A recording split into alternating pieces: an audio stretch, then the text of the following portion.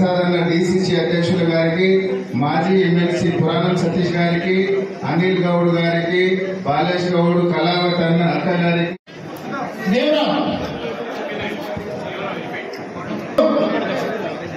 ఈ సమావేశం కొట్లాడుతున్నటువంటి సంబంధించినటువంటి మా పెద్దలు సొంత మల్లేశ్వర పిసి జగన్రెడ్డి గారికి అన్న ఒకసారి మీరందరూ పోతా ఉంటే అందరూ మన డిఎల్ఏస్ రోజు గుర్తుకొస్తున్నాయి. ఇవాళ మన బలంగా చూస్తూ ఉంటే ఎదుటి పార్టీ గుడ్డలని పోవాలి.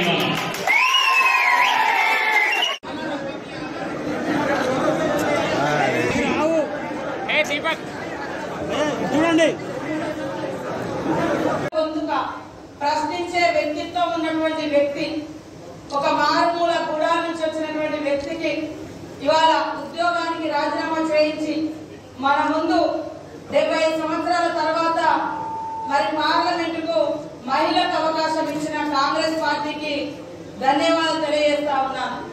కానీ దురాంకారి పేదలంటే పట్టని వ్యక్తి, మరి మహిళలంటే లెక్కలేని తనము, అలాంటి వ్యక్తి ఇవాళ సుగుణ గారి యొక్క పోరాట పటిమను చూసి సహించలేక ఒక డమ్మీ క్యాండిడేట్ అని మాట్లాడుతున్నటువంటి దురాంకారి కేటీఆర్ ఇవాళ విడవబోచ్చు ఒక మరి పేపర్ బాయ్ గా, పీసా కోఆర్డినేటర్ గా తన జీవితాన్ని ప్రారంభిస్తే మా సోదరుడు పిసిసి అధ్యక్షుడు రేవంత్ రెడ్డి గుర్తించి హక్కుల కార్యకర్త, ప్రజల గొంతుకలు ఉండాలి, అసెంబ్లీలో ఉండాలని బొచ్చు గారికి టికెట్ ఇస్తే నీ దోస్తులు అమెరికా నుంచి దించిన ప్రజల చేత చిత్తుగా ఓడించి ఇంటికి పంపించిన గలాంటి అనామకులే ఈ రోజు సుగుణంగా కూడా ఆమె చరిత్ర మరి పోరాట చరిత్ర.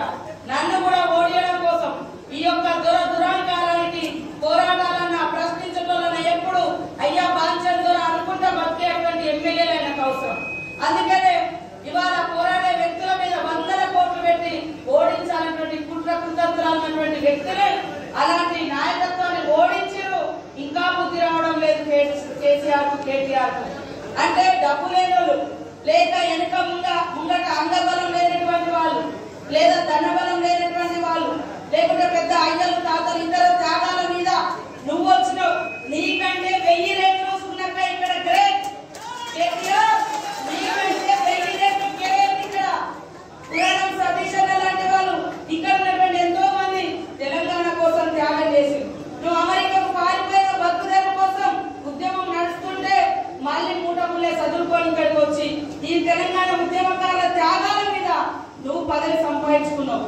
కానీ ఇక్కడ ప్రతి ఒక్కరూ కష్టపడి ప్రజలలో ఉన్నటువంటి వాళ్ళకు మేము ఇక్కడ గుర్తింపు ఇస్తా ఉన్నాం. కాబట్టి నోరు జారద్దు, మంచిగా మాట్లాడడం నేర్చుకో.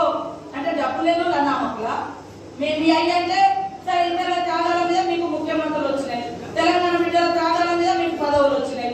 మేము ఎవరి త్యాగాల మీద పదవులు తెచ్చుకున్న వాళ్ళం కాదు, కష్టపడుతున్నాం. కష్టపడి వస్తే నీకు అనామకురాలు లెక్క కనపడుతుందా? నీకంటే అందరి దగ్గర దోచుకున్న డబ్బుతోటి నీకు అహంకారం నెత్తికెక్కి నువ్వు అందరి ఫోన్లు ట్యాపింగ్ చేసి ఇవాళ ఏమైతుందో అందరికి తెలుస్తా ఉంది. కాబట్టి ఇట్లాంటి మాటలు మాట్లాడుతున్నారు. అంటే పేదోళ్ళు రాజకీయాలలో ఉండొద్దు, అంటే ఏ వెనుక ముందట రాజకీయ చరిత్ర లేనోళ్ళు రాజకీయాల్లోకి రావద్దంట, లేదా ప్రశ్నించే గొంతులు ప్రజల కోసం పార్లమెంట్ లోకి పోవద్దంట. ఇంత దుర్మార్గమా, ఇంత అన్యాయమా, ఇంత పొగరుపోతు మాటలా నేను అడుగుతా ఉన్నా. ఇది పల్లెలలో ప్రజలకు తెలియజేయాల్సిన అవసరం ఉంది. అదే విధంగా ఈ రోజు కొత్త పాత అందరం చాలా వరకు ఒకప్పుడు చాలా మంది కాంగ్రెస్ పార్టీలో పనిచేసినటువంటి నాయకులే ఉద్యమ కాలంలో అవతల వైపు వెళ్ళారు. సరే ఉద్యమంలో అటువైపు వెళ్ళినా అక్కడ కూడా ఎలాంటి స్వేచ్ఛ లేకుండా బతికి కన్నీళ్లను దిగమింగినటువంటి నాయకులు ఎంతో మంది ఉన్నారు. కానీ కాంగ్రెస్ అంటే ఒక స్వేచ్ఛ, కాంగ్రెస్ అంటేనే ఈ దేశానికి స్వేచ్ఛ కోసం ప్రాణ త్యాగాలు చేసినటువంటి పార్టీ కాంగ్రెస్ పార్టీ. కాబట్టి